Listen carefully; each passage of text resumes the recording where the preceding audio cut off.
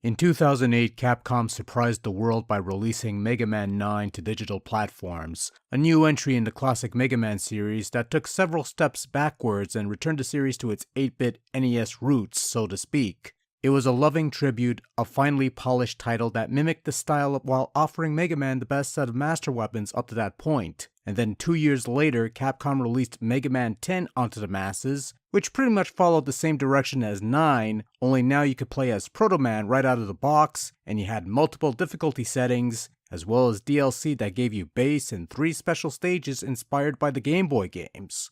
In other words, business as usual. The story of Mega Man 10 is fairly simple fare. Robots everywhere are getting sick and causing havoc, and it's up to Mega Man to save the day. And apparently things are so crazy this time around that Proto Man has decided to chip in, and Bass just shows up because he's bored or something, I don't know. In any case, Mega Man 10 takes what Mega Man 9 did back in 2008 and does more of the same. In that regard, it's pretty old hat that works well enough. Following the same basic formula, you could pick from one of 8 initial stages, you fight the robot masters of each stage, you beat them to acquire their weapon, you repeat the cycle until all 8 masters are defeated, and then you get to tackle the final Wily stages. I'd call this last bit a spoiler, but let's be honest, we've seen this trick done so many times over the course of several Mega Man titles that it's not much of a surprise anymore. Upon starting a new game, you have your choice of playing as either Mega Man or Proto Man. Both characters played pretty much the same way they did in Mega Man 9. Mega Man can run, jump, shoot, and not much else, while Proto Man can slide, charge his shots, block projectiles with his shield, and take twice the damage to go along with double the knockback. In addition to his nerfed Mega Buster, Mega Man also has access to Rush Coil, with Rush Jet attained after clearing a few stages. Both these items work the same way they did in Mega Man 9. Proto Man, on the other hand, starts with a Coil and Jet from the get-go, pretty much acting the same way Rush Jet and Rush Coil does. Later DLC, or in the case of the Legacy Collection, unlockable content, added secondary antagonist Bass as a playable character. Bass can rapid fire in 7 directions except straight down, he could dash, and he even has treble boost that lets him fly around for a bit, which is quite nice. The only caveat is that the Bass Buster shots are weak, they're blocked by solid objects, and you cannot shoot while running, though you can somewhat cheat the system somewhat by switching to treble boost and never touching treble. But that only gives you the default Mega Buster that the other 2 characters have, so Oh, and Bass can't double jump like he could in Mega Man and Bass, so oh well. Unlike in Mega Man 9, all 3 characters have access to the shop feature, and what's available for purchase varies from character to character, with Mega Man naturally having the most items to purchase. Each shop is different looking too, but otherwise functions the same way. You use screws that you collect during gameplay to buy items ranging from extra lives to energy and weapon tanks, to additional support items such as energy balancers, protection from spikes, and other bits and bobs. In addition to a character select, there was also a difficulty select. At first, you could only choose to play the normal difficulty or the easy skill level, which adds platforms and those max-filling shuriken-looking things to make things easier to an almost insufferable degree. But if you manage to beat the game once, you can unlock the game's hard mode, which makes the game harder. Naturally. The inclusion of an easy mode was something of a controversial addition for some reason, mostly among the so-called hardcore gamers who felt it was an affront that a classic Mega Man title would have an easy mode. Because how dare Mega Man 10 have a mode designed for less than skilled players who've never played a Mega Man before? And while I can try and respect those who genuinely believe that classic Mega Man didn't need an easy mode, the truth is that classic Mega Man has had an easy mode for years, decades even. It's called Mega Man 2, and it's considered one of the best games, if not the best game in the classic series. But I digress.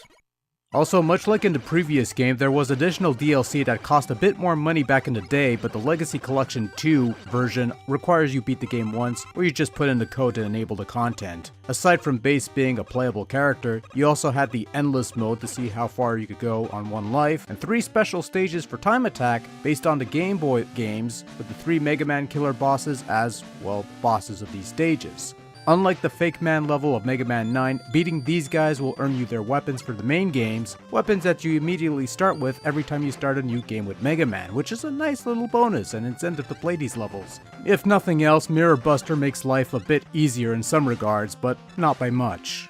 Mega Man 10 is old hat, it's familiar territory. If you've played an 8-bit Mega Man game, you'll know what to expect as far as the gameplay mechanics and the structure is concerned. There aren't any major surprises to be found here, it's simply business as usual. And on a basic level, there's nothing wrong with that. The gameplay is fairly solid old-school platforming action, the controls are pretty tight and responsive, and the quick weapon cycling with the trigger buttons is a welcome addition that I wish was added to the previous game, but it's still functional. And if nothing else, the overall challenge feels a bit more tolerable than in number 9, but still high enough that it isn't a complete cakewalk. And while easy mode might be good for beginners to familiarize themselves with the game mechanics, I do think they went a bit overboard with the platforms and the power-ups that restores everything. Honestly, I think they should have just went the Mega Man 2 route and simply doubled your attack power, but whatever.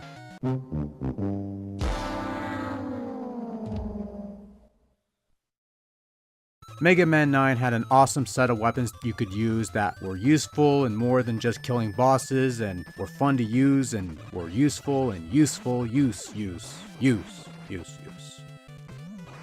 Mega Man 9 had awesome weapons. Mega Man 10, not so much. There are some useful weapons here like the triple blade and the water shield. The wheel thing isn't too shabby for scaling up walls quickly, and the Mega Man killer weapons have their uses at times, but for the most part, some of these weapons feel a bit more gimmicky than useful.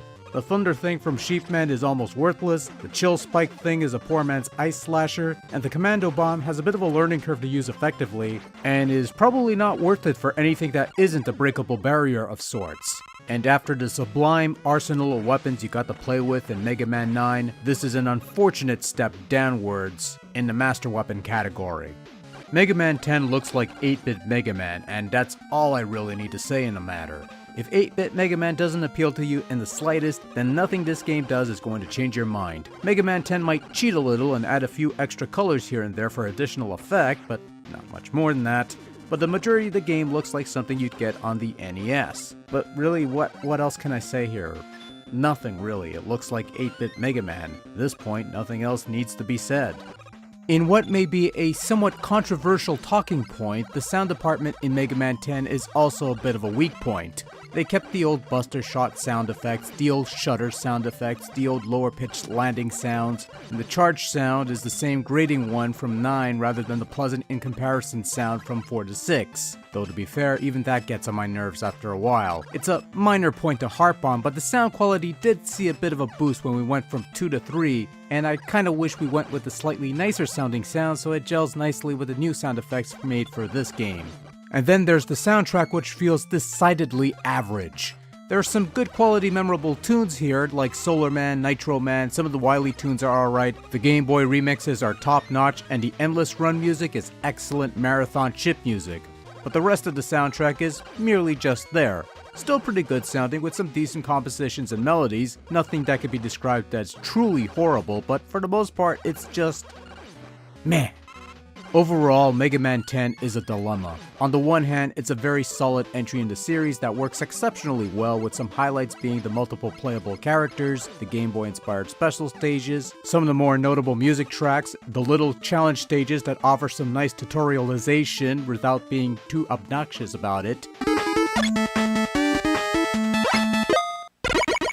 Most of the time, a sizable berth of additional material to play with, and Sheepman, without a doubt the single greatest robot master ever conceived, and anyone who says otherwise is a goddamn liar because Sheepman will POUND! On the other hand, Mega Man 10 also feels like business as usual, perhaps more so than any other 8-bit Mega Man that I've played. Now admittedly, 8-bit Mega Man games have a reputation of being repetitive at times, but at least each got to introduce something new. Whether it be the slide of Mega Man 3, the charge shot in Mega Man 4, beat in Mega Man 5, or the power suits of Mega Man 6, Mega Man 10 doesn't really do that, it just feels like Mega Man 9 and Knuckles. Except without the lock-on technology that combines both games into one massive adventure to share the benefits. Even Bass feels like someone who would have been added to Mega Man 9 but got held off because we needed something unique for Mega Man 10. But this is all just aimless rambling at this point. At the end of the day, when all is said and done, Mega Man 10 is still a fine entry in the series that does what it's supposed to do well enough to be enjoyable, and that's pretty much all it has to do. Originally released for PlayStation 3, Xbox 360, and the original Wii via digital download, it's currently available as part of the Mega Man Legacy Collection 2 for PCs and modern consoles, which is probably the best place to give this game a try. And with that, I'm finally done with Mega Man for the foreseeable future, and it's about damn time. Quite frankly, I'm all mega'd out. So, what's next on the docket? Oh, brother.